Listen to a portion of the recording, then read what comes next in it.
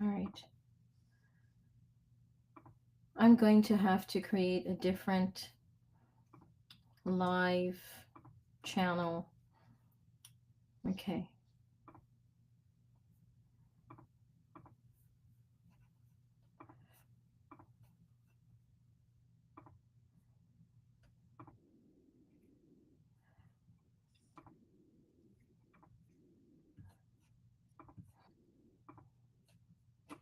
All right. Refresh your screen and hopefully everybody sees. Please join us on this channel instead. Not able to connect this live one.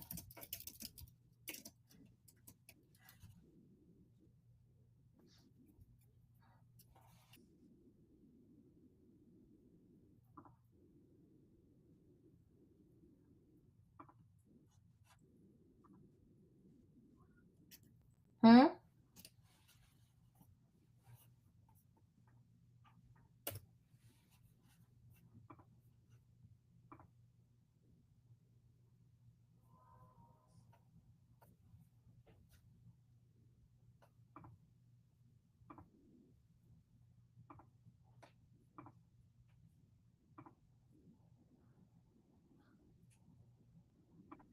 Yeah,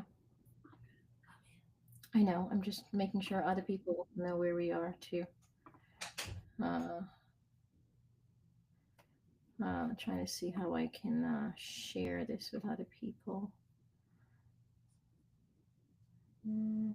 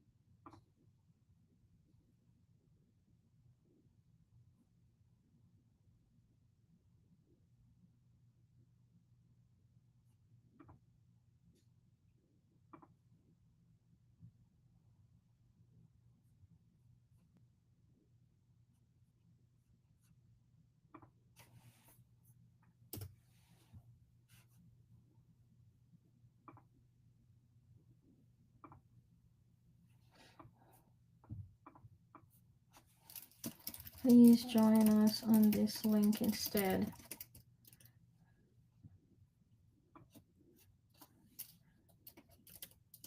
Please join us on this link. Not able to connect.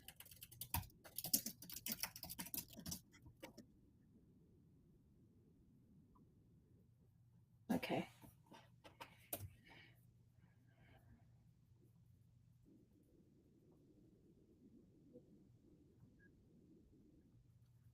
All right. I put a note there.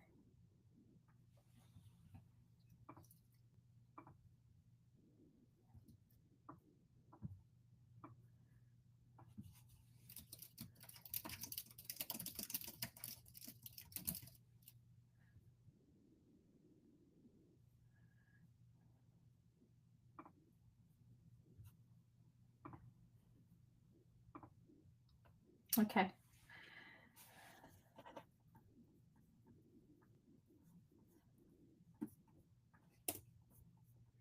All right. So hopefully people saw the new link.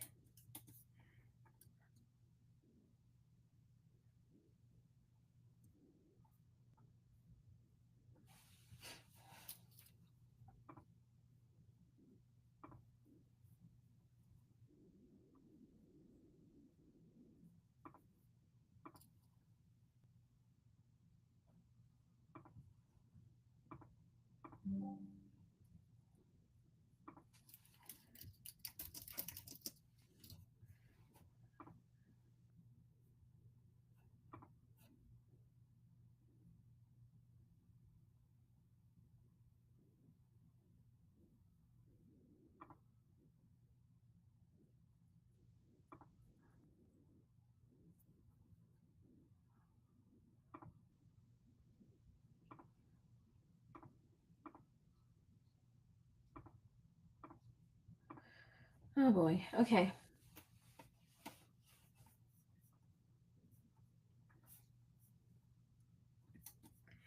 All right. I apologize.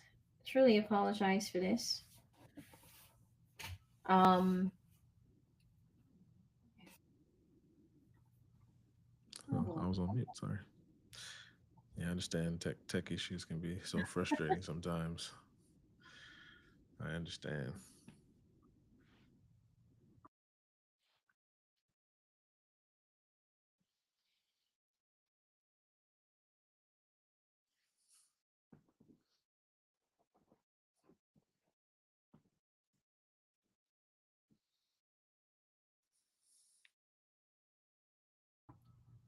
Okay. All right. We'll get started, and hopefully, okay, we do have people joining. Awesome. So they could see the message. Awesome. Okay. I'm gonna cut this off and hope that way we're not completely distracted.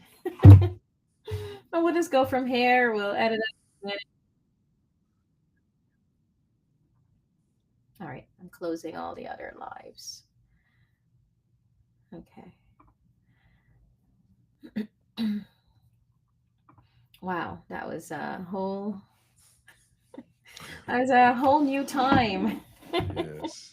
Thank you so much for your patience. I thought this would be intuitive when I selected it, I started it, I tested it, everything connected is fine. It just wasn't happening today. These things happen. Yeah, it's frustrating. Oh my goodness. Which Yeah. is why I like to test things, but okay, we'll get started. Okay. Um, Welcome everyone, and thank you so much for joining. And I truly apologize for the delay. I am going to I'm going to get started, and then I will go to the chat since I can't see it just yet. At the end, please feel free to fill in your questions. I learned from YouTube and from doing this that since I had placed that it was for children, YouTube disabled the chat, so I had to go back and enable it too. So I just put it's not for children, and so that the chat could be enabled.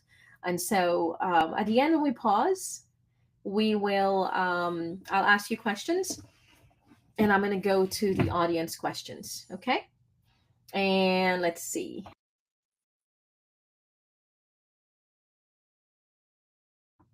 So let's get started. So welcome, Garrett Murray. I am truly thrilled to have you here today. Welcome to another episode of Learning for Truth and Love. And one of the reasons I wanted to invite you was my son had an opportunity to attend one of your classes about roller coaster, and it was just great to hear about and learn about what you were doing and what you did. I thought especially it was great for him as a child to get to see what you've done, and especially now that we're working on a physics unit, we'll work in making connections. So I'm really excited about that. And so I want to get, just start by telling us about you and who you are, um, and then we'll go into the career a little later. So just give us a little rundown on who you are. Yes. Well, my name is Gareth. I was born in Los Angeles, raised in Silver Spring, Maryland. I, my family and I would always take trips to the amusement park as a kid. My very first roller coaster was the Revolution at Six Flags um, uh, in California. And Okay. I was absolutely terrified. And when it was over, I was in love. and um, and so yes, and so making memories at the amusement park has always been a part of my life. Mhm. Um, and the structures of roller coasters have always been something I've thought to be beautiful. I remember when I was not about around 9 years old, I got a magazine in the mail, and there was a picture of a roller coaster on it, and I just thought it was so beautiful.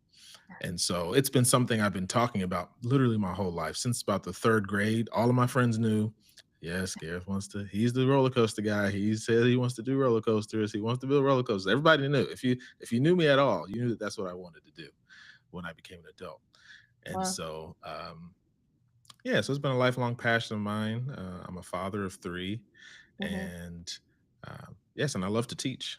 Teaching is just who I am. It's something I've done, my whole life, whether with peers or later on in life in formal settings. And so those two things kind of come together in what I do now. Awesome. So after you did that scary roller coaster, you went back over and over again afterwards. Yes, yes, the feeling of and the fear never went away till I was much older. Hmm. But that kind of fear, like, oh my goodness, am I gonna make it? Was part of the thrill. Wow. I actually miss being scared on roller coasters. I miss it. Can't relate. I can do that if you. So now you're an engineer. So tell us from that trajectory from being this child, enjoying these roller coasters, experiencing a thrill. What was your, trajectory? What did you do to get to, being an engineer, and how did that influence you? So just yeah. Yes. So when I was in the 11th grade, Hmm. a college recruiter came to my high school and said, "This is the year that counts. Whatever you want to do with your life after high school, whatever college you want to go to, this is the year that counts." And I Okay. really took that to heart. I never forgot what he said. And Hmm. so I just started working my tail off. I had always done well in school, but I didn't really apply myself until 11th grade. And Okay. I just went bonkers in the books. And so to get ready for college, because I already knew what I wanted to do. Hmm. And I got a pamphlet in the mail from USC, University of out in California, Hmm. and they said in their pamphlet that mechanical engineers design and build the rides at Disney. I said, "Oh, well, that's what I'm doing. Mechanical engineering. Boop, it's decided." and and the funny thing is that deciding to go into mechanical engineering once it was time to go to college, Hmm. everybody told me, "Oh, that's so hard. Oh, that's so hard." Like whenever I Hmm. would talk to college students or people who kind of were ahead of me, they would Hmm. always say, "Oh my goodness, that's so hard. That's so hard." So going in, I was a little intimidated, unfortunately, but it kind of worked in my favor because that same mindset that I had to really, excuse me, work really hard, Hmm. I knew that I would have to work even harder once I got to college. Okay. So, um, so yeah, so I buckled down, um, decided to do mechanical engineering. Went to Penn State University, Mm. and because they had a great engineering program, and yeah, just engineering is all about math, and so and I loved math already, so that worked in my favor. But the biggest thing was just knowing how to manage your time. If you want to go into a particular field and you're in college and you know what you want to do, I think the biggest thing is just time management. And so that really worked in my favor, working in between classes, after school, not waiting till the end of the day to do homework Hmm. and these types of things. And then things just kicked off from there. Wow. I'm thinking, what do you tell the kid who says, I don't like math? I need to write some things down. Yes. What do you tell the Yes. kid who says, I don't want like math, but I want to become an engineer later on? Yes. Well, math is something you can learn to love. Mm. I think confidence plays a big role. I think that people early in life there's this misnomer like I'm a math person, I'm not a math person, and we kind Mhm. of just accept that early in life. Like, well, I'm just not a math person, so we just think, oh, well, I can't do this. Say, no, no, no, no. Um, you know, our ancestors invented math, so Africans are math people. Yeah. So so let's start there. Um, but with practice, I did tutoring in the summertime. Getting help is not a problem. Mhm. I got tutoring in college. I never stopped getting extra help. Getting extra help just makes life easier. And Mhm. when your life is easier or when math feels easier, then you can learn to enjoy it. You know? Right. Absolutely. I'm so glad you said that. Because people don't really, especially your kids, you don't make the connection between, choosing to enjoy something that we can choose to enjoy it, right? Um, just by making small decisions. And sometimes the feeling is not there initially, but it comes along, especially when it gets easier, right? Exactly. And also our perception of what enjoyment means, right? Hmm. Not always equated with hard work. So was it everything you expected? I mean, they said it was challenging. So was it Yes. challenging? And what was challenging about it? If Yes. Yes, it was challenging. Mhm, Um, the challenge was really in the demand on your time to do it mm, well. So I always had more homework than all of my friends. I always had more projects. I was always in the study hall for longer hours. I was always working more than everybody else. And that's yeah, really what made it challenging because it takes time to really absorb and to digest and understand the things you're learning. So, but if you're willing to put in the time and find people who are also willing to put in the time, that's also a big deal. If you're mhm, not doing the journey alone, mhm, I feel like study buddies were a lifesaver for me. okay, Having people with kind of the same drive who may not necessarily want to do this, go in the same field as you, but who have the same work ethic, and you mhm, just allow that kind of company, that those compadres of people who work hard to work with you. And so that was the challenging part. It was just because it just was a lot of work. yeah.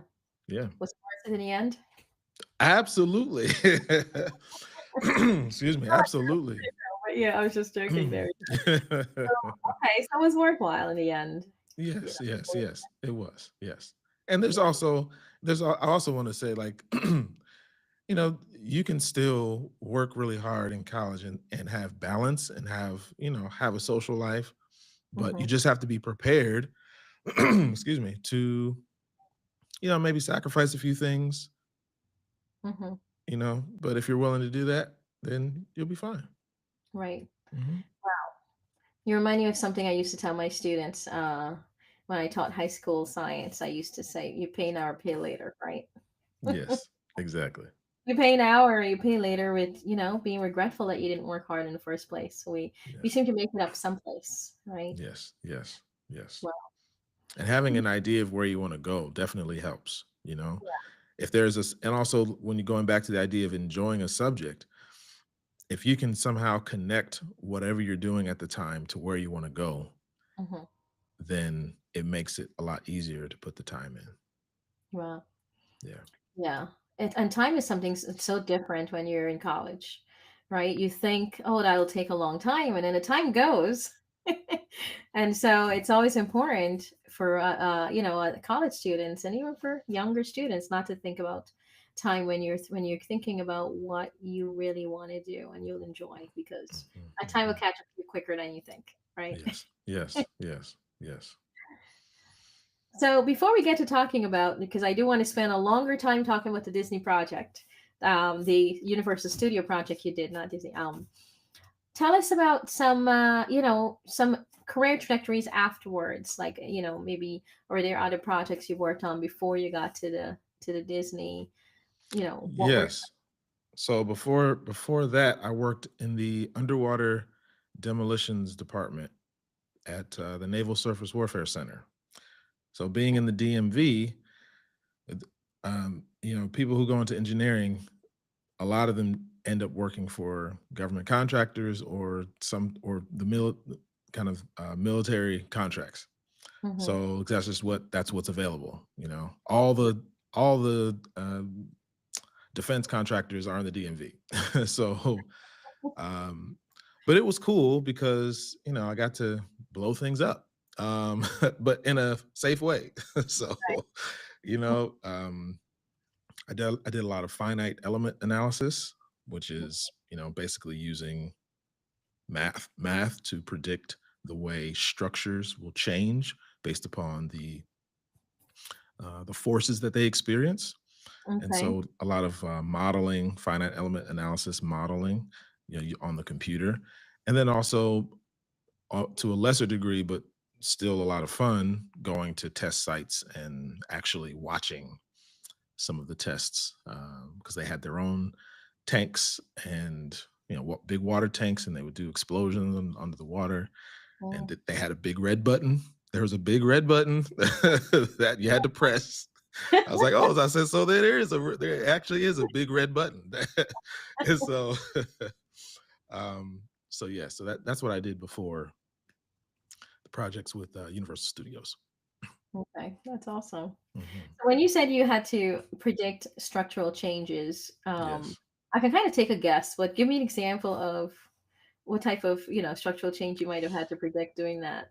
Yes. So let's say you're given a particular warship, Hmm. and you want to predict how much impact can it sustain when a bomb goes off 30 feet away, 50 feet Hmm. away, 100 feet away, and so on and so on.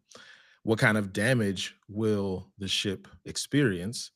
So, Hmm. and what can it take? And then that can impact your design methods or choices that you have to make in terms of how you design your structure. Wow, that sounds like a lot of math. I can see physics. Yes, yes, yes, and you know, w- engineers, we have software for everything. So, you do have to understand the math behind it, but Mhm. you don't have to do all the calculations, by hand, because you have software that kind of helps you. Right. But you still need to understand what's going on, in order to make sense of what the software is telling you. Wow. So some computers.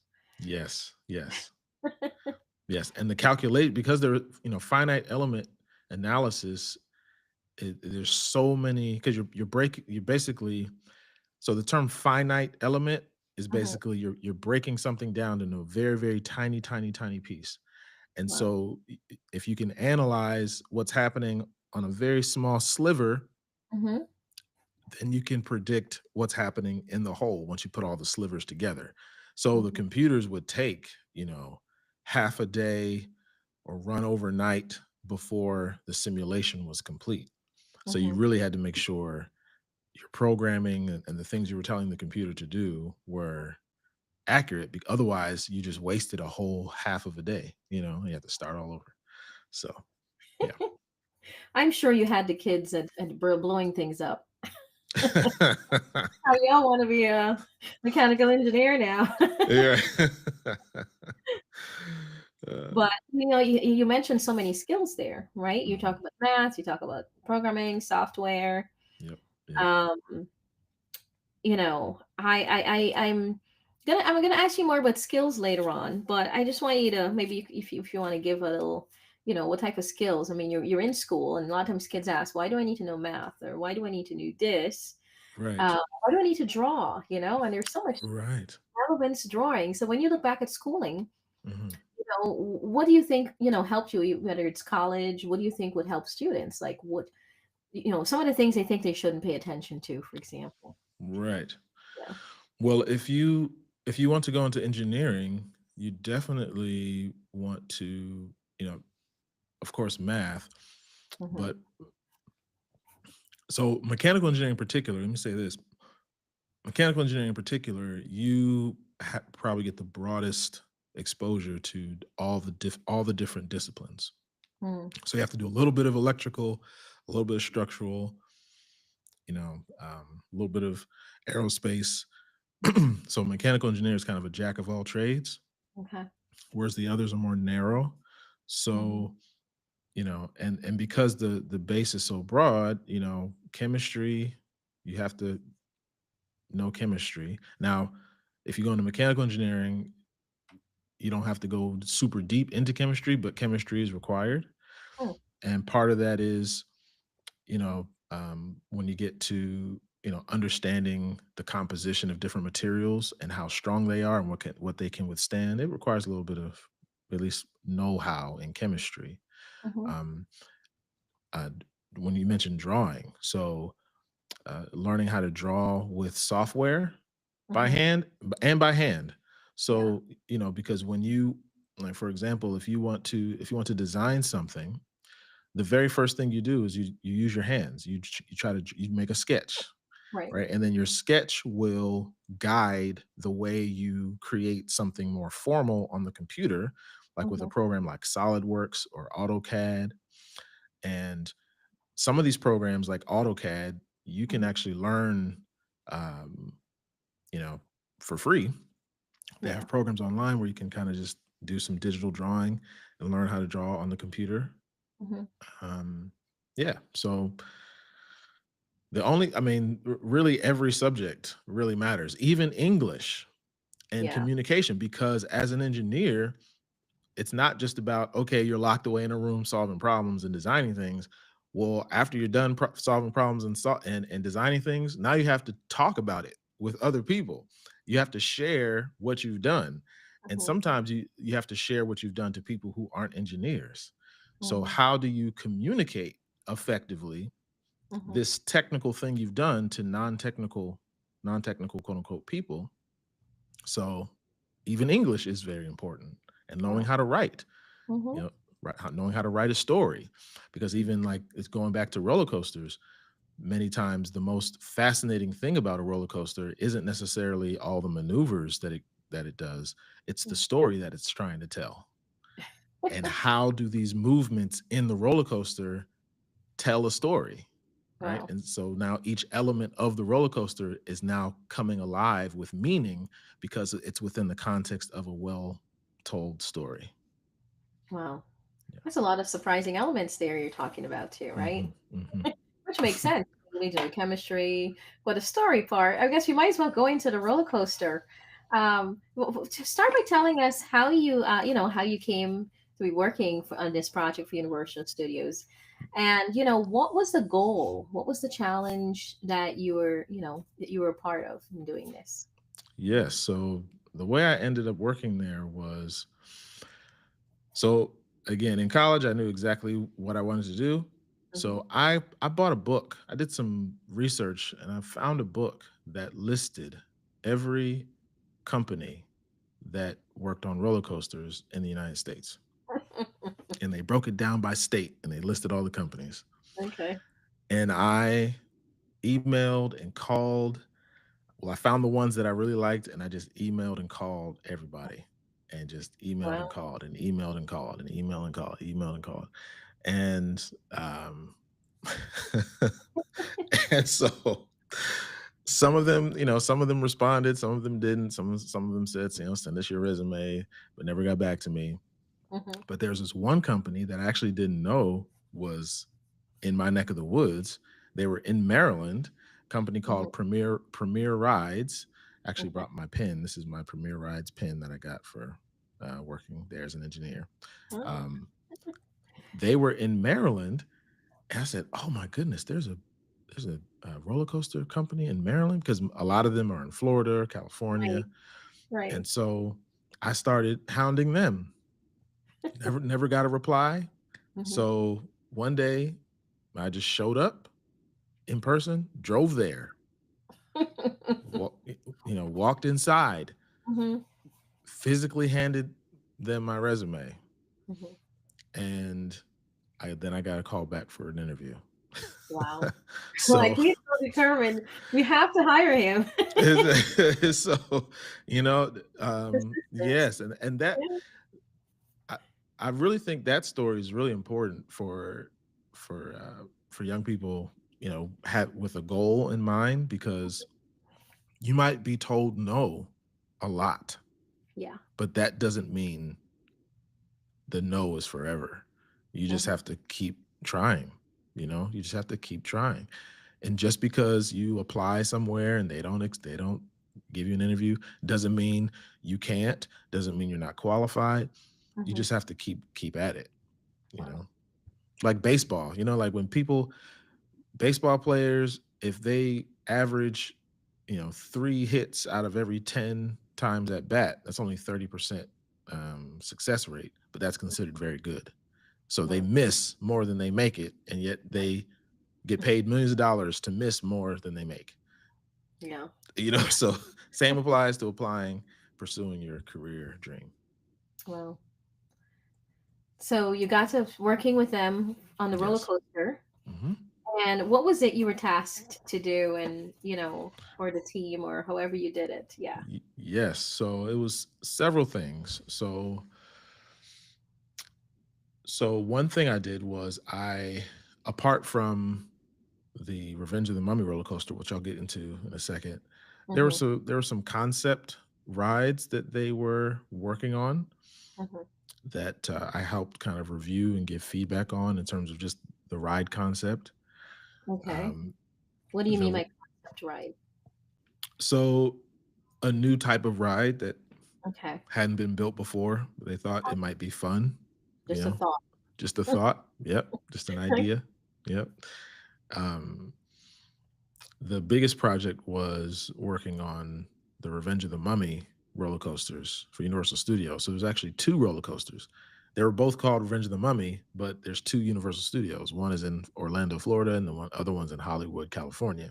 Mhm. So for that ride, um, um, I worked on designing a structure to install mechanical brakes. Mm. So there are little fins underneath the coaster train, and the mechanical brakes are basically, these mechanisms that squeeze those fins to Mm. slow down the ride. Okay. And they needed an easy way to install the brakes at particular locations on the track so that they would be aligned with the fins. Mm. So I was tasked with coming up with a few ideas for a a tool to help install the brakes. Mm. I also was responsible for selecting parts for constructing the ride. Roller coasters are very expensive to build. They're between 10 to $15 million to build. But Wow. Revenge of the Mummy, the thing about Revenge of the Mummy though is it was way more expensive than a traditional roller coaster because it involved, Universal Studios, it's a movie. Like so, Right. you know, there was animatronics, an Mm. animatronic mummy, there was pyrotechnics, Wow. there was movie screens and audio, and it was a big production. So it was about $40 million to build Revenge of the Mummy. So Mhm. we had to be very mindful of the parts we chose to build the ride. Just like with a Lego set, if you have a Lego set and there's only 50 pieces, it's Mhm. not going to cost as much as a Lego set that's 1,000 pieces. They cost Right. way more. So the Mhm. more pieces you have, the more expensive it becomes. So we can't just willy-nilly choose our parts because Mm. the cost will add up. So you have to look at, okay, what is this part doing? How strong does it really need to be? Does it Mhm. need to be built like, does it need to be the strongest thing in the world? Or can we get away with something that's not as strong, but will Mm. do the job and it's less expensive? Mhm. So every nut, every bolt, you know, um, selecting, you know, uh, adequate parts for Mhm. different sections of the ride, given the Mhm. budget that we had. So that was another one of my responsibilities, and the last one was to do a heat transfer analysis on what's called linear induction motors. So Mhm. basically, these are motors that use electricity to generate a magnetic field Mhm. that can be used to push or slow down the ride. So, Mm. because the Revenge of the Mummy was indoors, it was an indoor roller coaster. We Mhm. couldn't take it up a large lift hill for speed. We had to find alternative ways of pushing it along.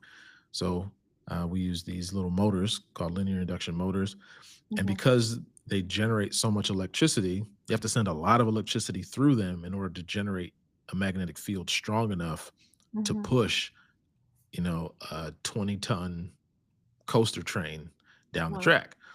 And Mhm. so they could get very, very hot. And Yeah. so one of my jobs was to make sure, you know, the properties of the motor didn't melt anything.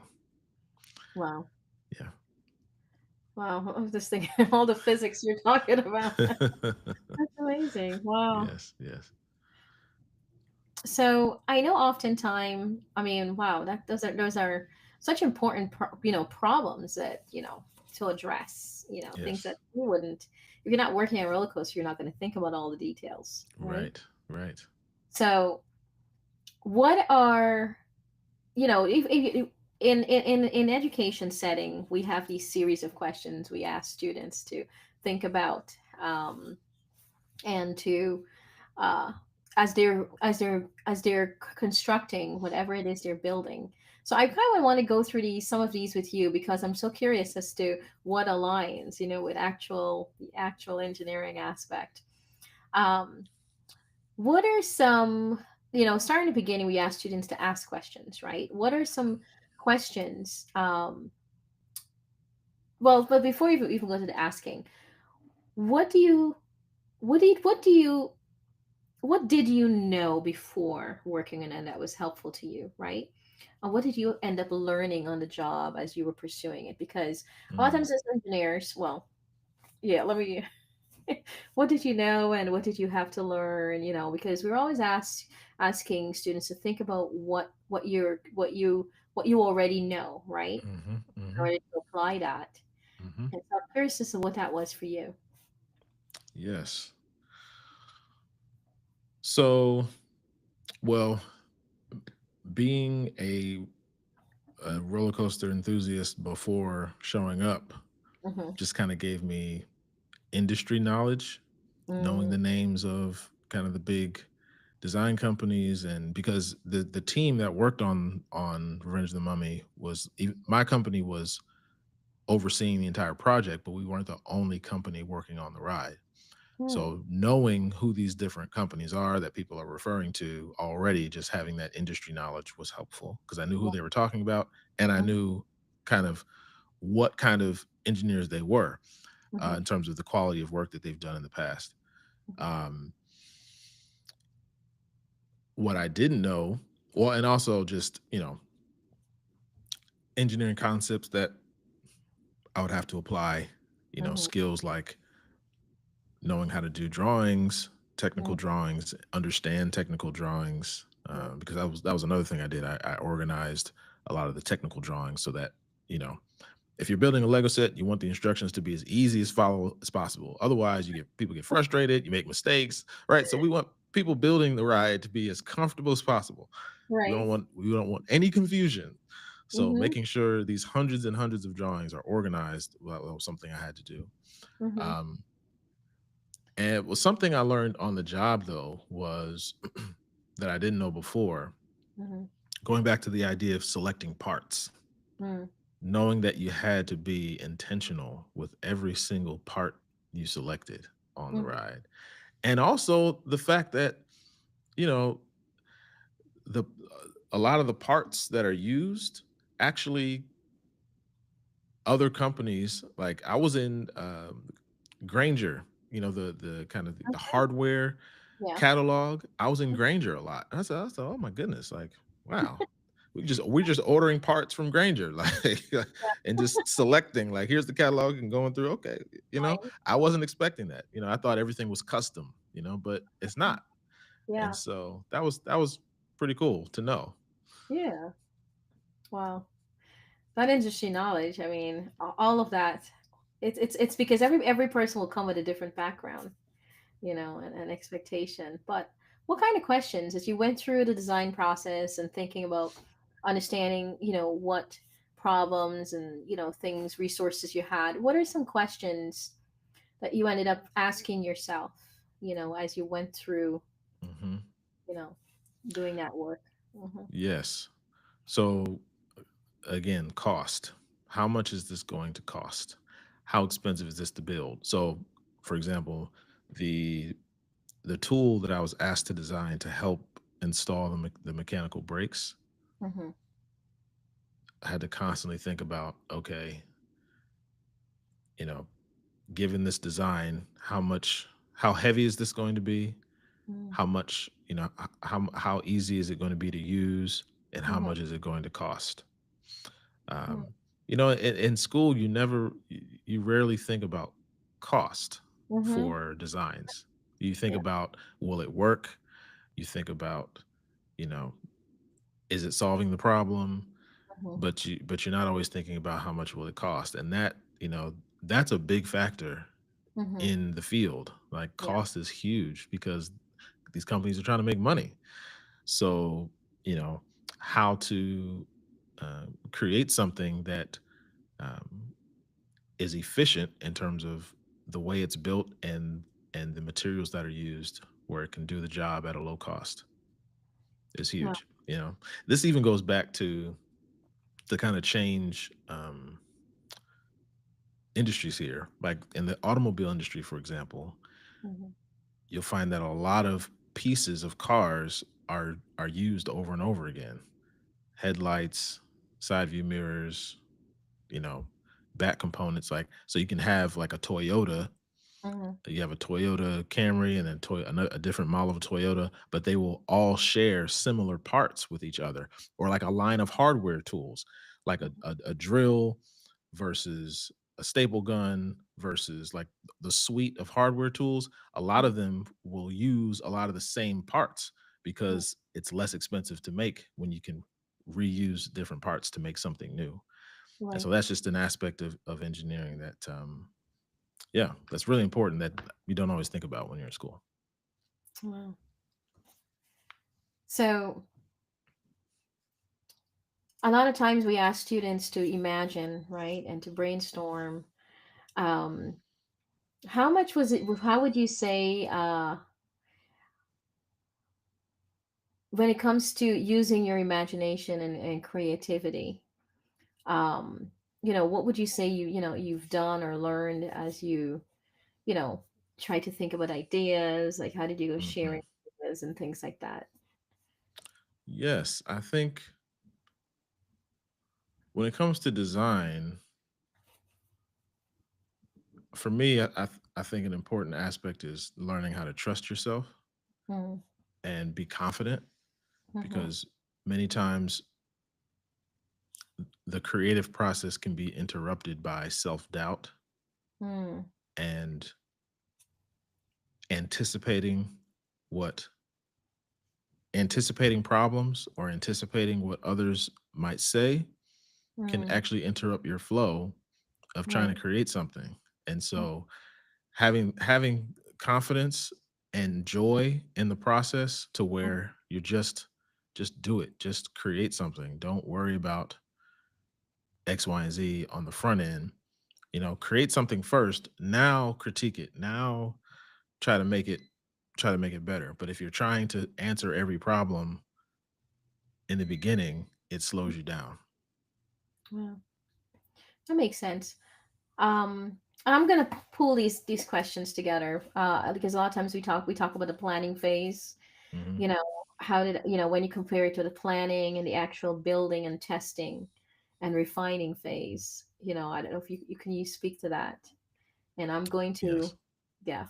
In the meantime, I want to ask people to put questions in the chat. I'm going to look at the chat and see what questions people have. Go ahead. Yeah, sure. Um, so yes, the process even that we referred to earlier, from mind to paper to computer to actualization. Mm, Um, so um, in terms of the design process, everything is digital. Everything is digitized. Somebody at some point wrote something down, but then once it's time to share it with other engineers, you have to mm-hmm, make a computer model of it. mm-hmm, And so, and nothing is happening in a vacuum. mm-hmm, So, um, the groups of people working on the ride will continue to expand as you go through those phases. So, mm, the initial design concept is a very small group of people. Once once it's ready to, for other engineers to be involved, now the circle widens, and then once the testing is ready, now the circle is even wider. mm-hmm. And so it's really a team effort. Um, and so, yeah. Wow. Well, thank you so much. I'm going to see what questions people have. But so as you finished working through this project, right? Was it Mhm. everything you expected? Um, Yes. what advice would you have for people? Yes. It was a dream come true. It was literally a dream come true.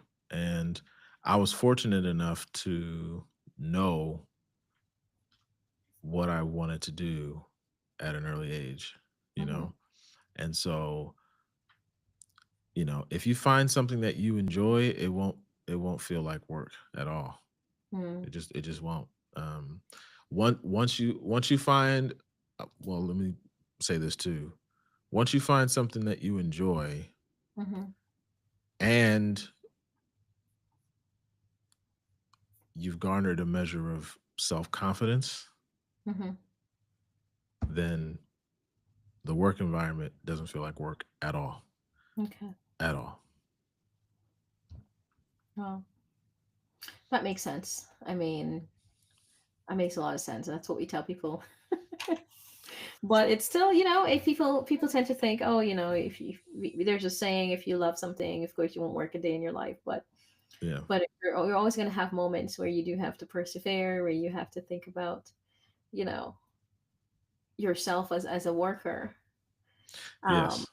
hmm Yes. Yes. yeah. Yep. Now, I want to think of this a little differently in terms of, especially for some of our children. I focus on Black representation in my work. And so, what advice and what are some challenges that you think you might have had, maybe because you were a Black male, right? Mhm. Because Mhm. you're a Black man. And what advice would you have? Like, how do you think maybe, being that, Mhm. being a Black man might have um, positioned you differently or things like that? Can you speak to your experience Yes. in that way? Yes. Mm-hmm. Okay. In the field or just in general from college going all the way up? Both. Both? Okay. Really curious about both. You could just Yes. which one you're Yes. referring to. Yeah. Mm-hmm. Yes. So from on the college end, Mm-hmm. you definitely have to be prepared for naysayers. I was 17 years old. I went to a college fair and there was a representative. I won't even name the institution. Mm-hmm. Um, I gave him my resume. He looked me in the eye and said, "You're not college material." Mm-hmm. I'm at a college fair, and the guy's saying, "You're not college material." The funny thing is I still applied to that school, and Mm-hmm. they offered me a full scholarship. Wow. Now I didn't go because Mm-hmm. partly because of my experience with the recruiter, Yeah. but yeah. So you have to be prepared for not listening to people who should know better. Mm-hmm. Um, in college, I went to a PWI. I went to Penn State, so there wasn't a lot of Africans there. When I was in class, I was often the only Black person in class. Mm-hmm. Um, that wasn't um, that wasn't as challenging for me, just because um, I found one really good friend who worked as hard as I did, and Mm-hmm. so I didn't feel alone, even though I was usually the only Black person there. I didn't feel alone. Mm-hmm. Um, Sitting in the front of the class is key. Mm-hmm. Students, like, sit in the very front. Like, don't sit in the back, don't sit in the middle, sit in the very front.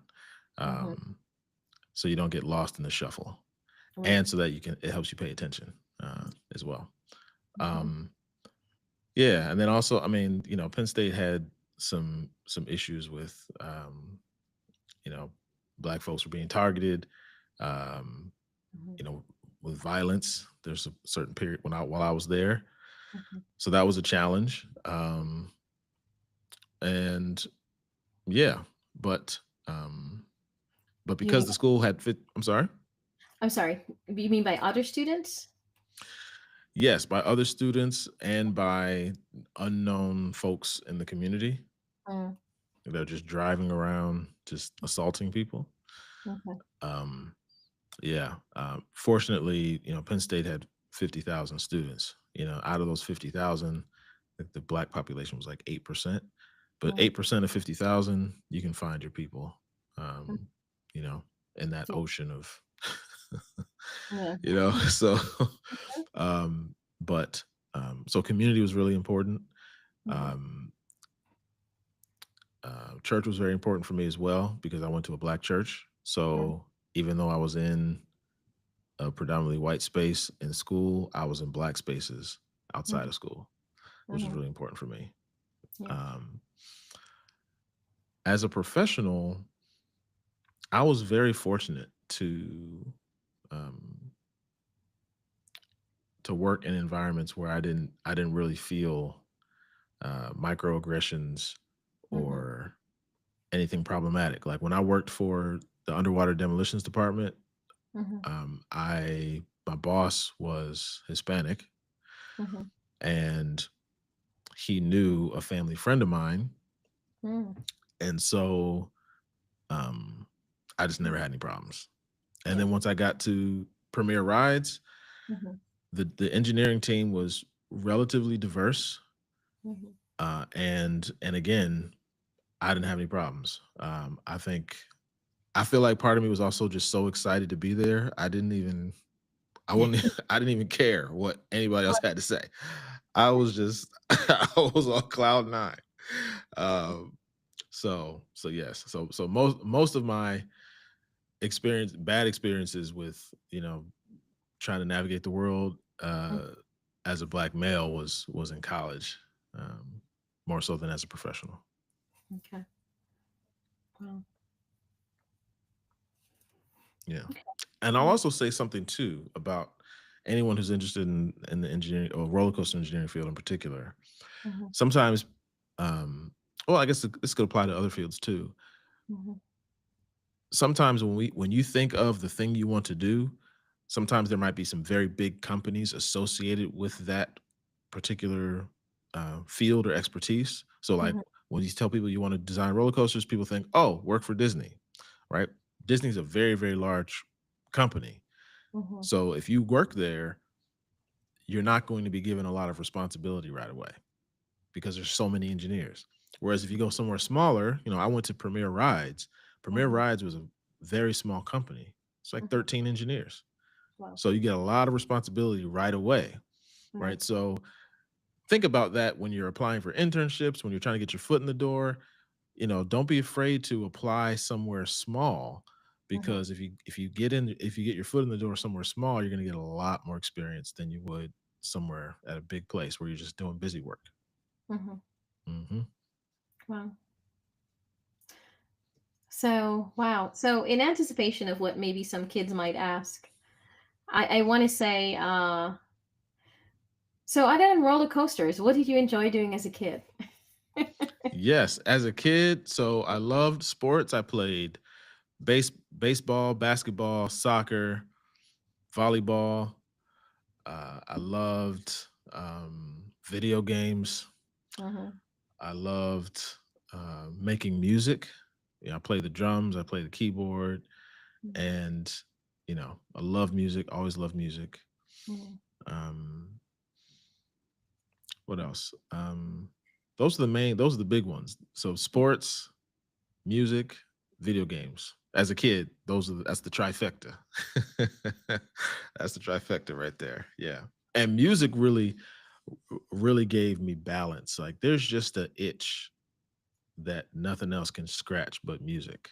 So mhm, learning, and you don't always have to learn an instrument to play in front of an audience. mhm, Like when when I was early on in college, I decided I wanted to learn how to play the bass. mhm, And I never played in front of people. I just learned it for myself mhm, because at least for me, there's something very calming, therapeutic, there's balancing about playing an instrument and making music, creating things.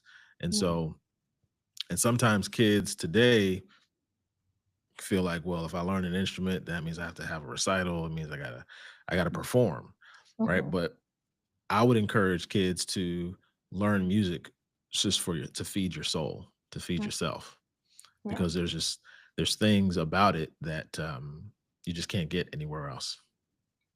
Mm. Hmm.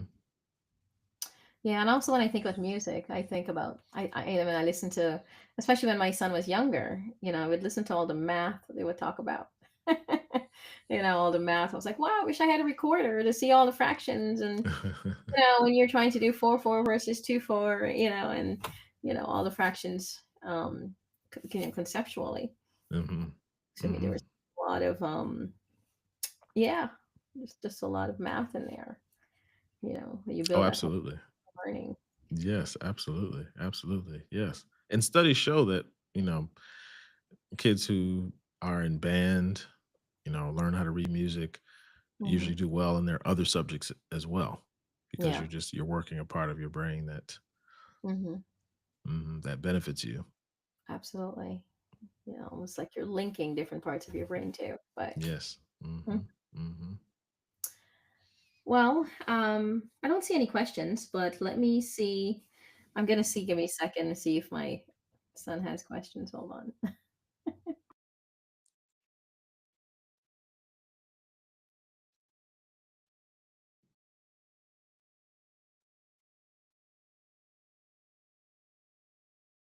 Okay. Well, thank you so much for this. I am sorry that we had so many glitches in the beginning. So our initial live audience, I don't know how many of them saw to move over. I think some of them did, but I'm gonna post this recording to them so that they can view what it is, and then we'll continue to talk. Wonderful. But so thank you so much for joining us today. And if you like this episode, please like it, and please subscribe so that you can get the future recordings of Learning for Truth and Love. Thank you. All right. I press stop. And yeah, I'm going to have to